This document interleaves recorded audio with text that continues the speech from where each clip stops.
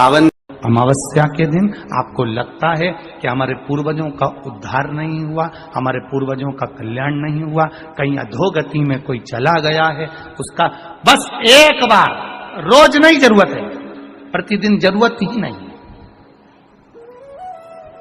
महीने में एक बार अगर अमावस्या के दिन भी आपने चंदन के थोड़ा सा चंदन अगर मेरे देवाधिदेव महादेव को 7 स्थान पर समर्पित किया है। अशोक यहाँ पर वर्णन कर रही है, मैना, धन्य और कला की कथा कर रही है। तीनों ने सनकादि ऋषियों से मांगा। चंदन भगवान को अति प्रिय होता है और चंदन ही एक ऐसा होता है जो पितरों को भी प्रिय होता है, जिसका स्पर्श मात्र लगने से पूर्वजों का कल्याण हो जाता है। वो चंदन का 7 स्थान शिवलिंग के बताए हैं, जहां पर भूल से भी अगर कोई चंदन की उंगलियां लगा देता है, 7 स्थान ऐसे हैं जहां चंदन की मात्र उंगलियां लगा देने से ही शिव पितृलोक के पितरों को मुक्ति प्रदान करके वैकुंठ लोक का निवास दे दिया। 7 स्थान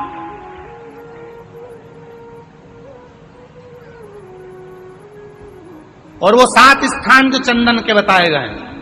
पहला, भगवान देवाधिदेव महादेव के शिवलिंग पर चंदन का लेपन। समझ लेना जरा बहुत अच्छे से।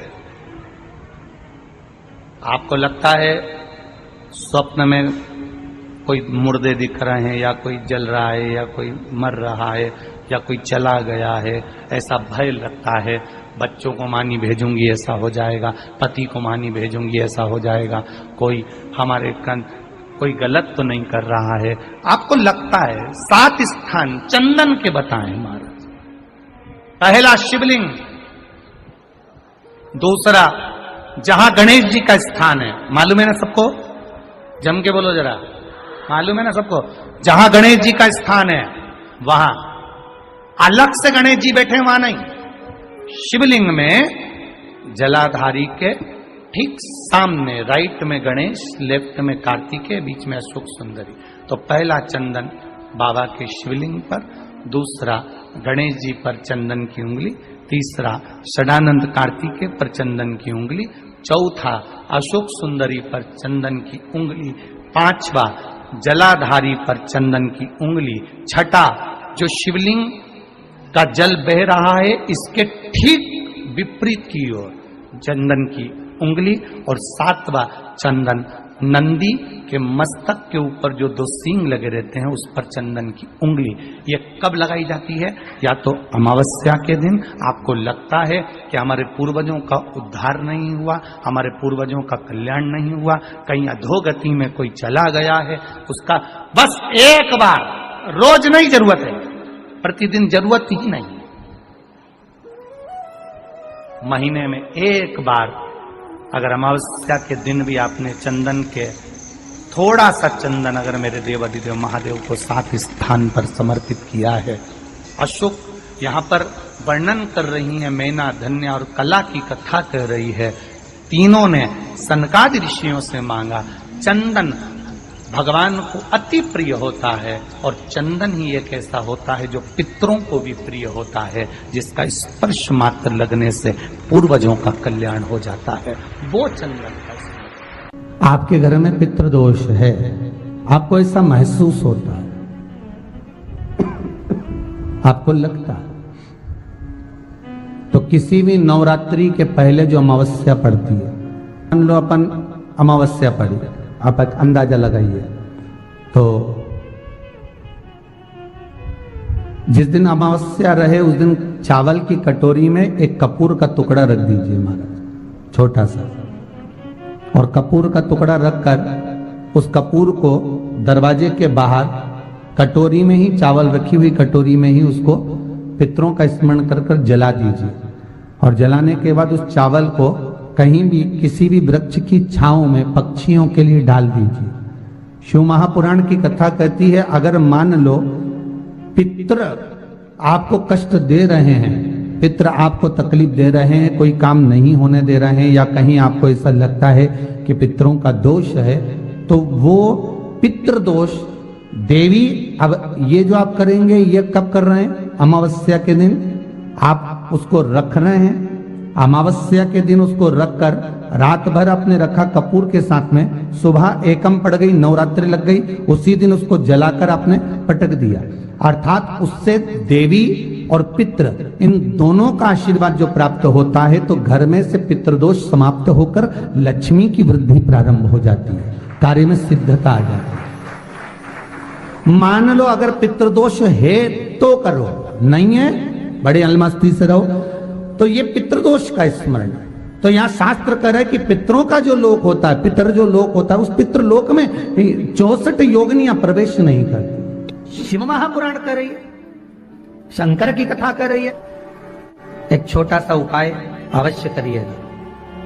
मान लो आपको लग रहा है कि आपके घर में पितृदोष है, आपको ऐसा महसूस होता है, अमावस्या पड़ती है, चावल की कटोरी में एक कपूर का टुकड़ा रख दीजिए, मान छोटा सा, और कपूर का टुकड़ा रखकर उस कपूर को दरवाजे के बाहर कटोरी में ही, चावल रखी हुई कटोरी में ही उसको पितरों का स्मरण कर कर जला दीजिए।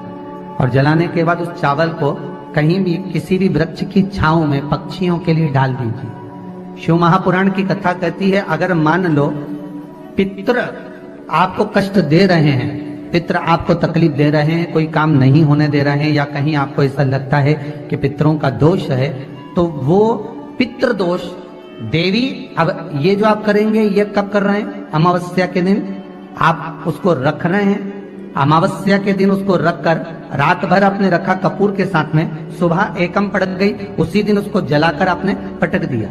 अर्थात उससे देवी और पितृ इन दोनों का आशीर्वाद जो प्राप्त होता है, तो घर में से पितृदोष समाप्त होकर लक्ष्मी की वृद्धि प्रारंभ हो जाती है। अमावस्या के दिन प्रदोष काल में, प्रदोष के समय पर, प्रदोष काल में शाम के समय पर जाकर किसी भी नदी, तालाब, बावड़ी, कुआं, कहीं ना कहीं जो आपके पास में हो, वहां पर एक घी का दिया, बत्ती का मुंह दक्षिण की ओर कर कर अवश्य जलाकर आ जाना, सारे पितृ दोष समाप्त हो जाएगा।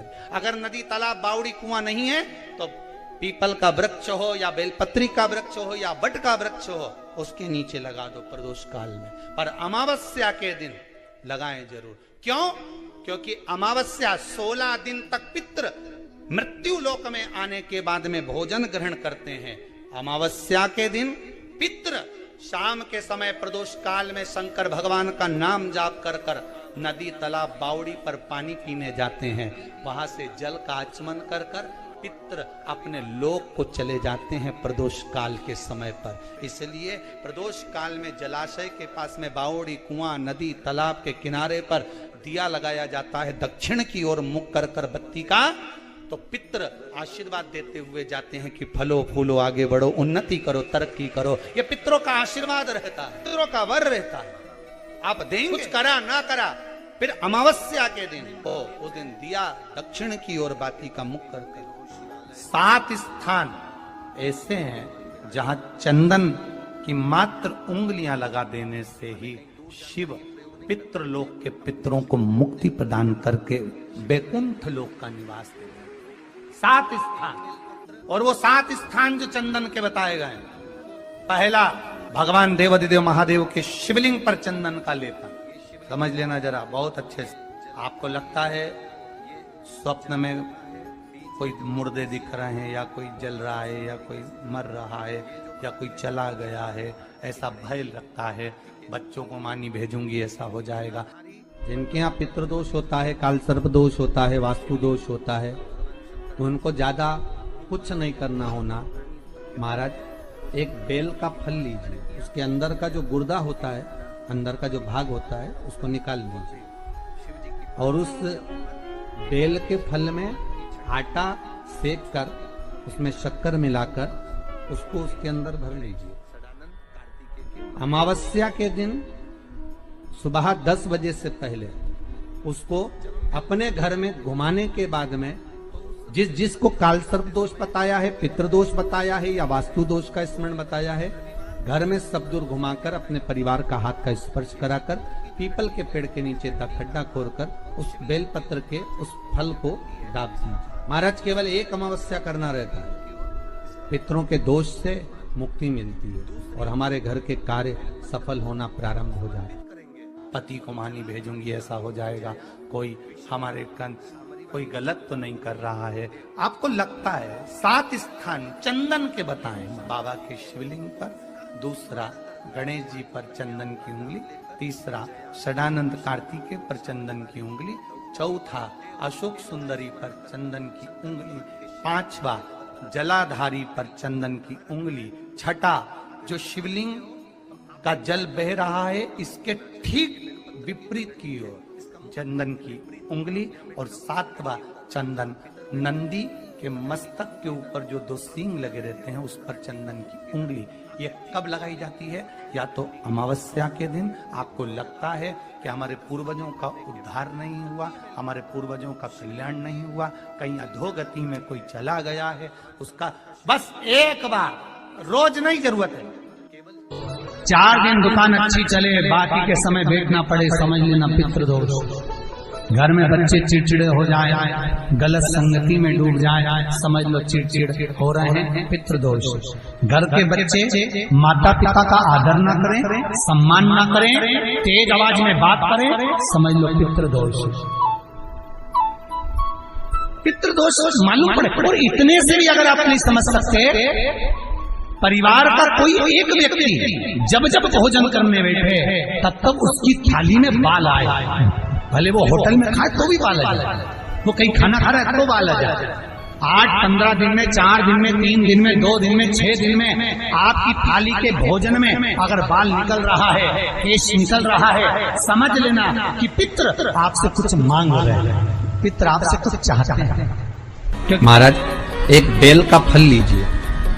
क्या लेना है? बेल का फल, बेलपत्री का जो फल होता है उसको ले लो, उसके अंदर का जो गुर्दा होता है, अंदर का जो भाग होता है उसको निकाल लीजिए और उस बेल के फल में आटा सेक कर उसमें शक्कर मिलाकर उसको के अंदर भर लीजिए। अमावस्या के दिन सुबह 10 बजे से पहले उस बेल फल में जिसमें तुमने पंजेरी भरी है, आटा सेक कर भरा है शक्कर के साथ में, उसको अपने घर में घुमाने के बाद में जिसको कालसर्प दोष बताया है, पितृदोष बताया है या वास्तु दोष का स्मरण बताया है, घर में सब दूर घुमाकर अपने परिवार का हाथ का स्पर्श कराकर पीपल के पेड़ के नीचे खड्डा खोदकर उस बेलपत्र के उस फल को दाब दीजिए। महाराज केवल एक अमावस्या करना रहता है, पितरों के दोष से मुक्ति मिलती है और हमारे घर के कार्य सफल होना प्रारंभ हो जाते हैं। कार्य की सफलता होती है, कार्य में सफलता प्राप्त होने लगती है।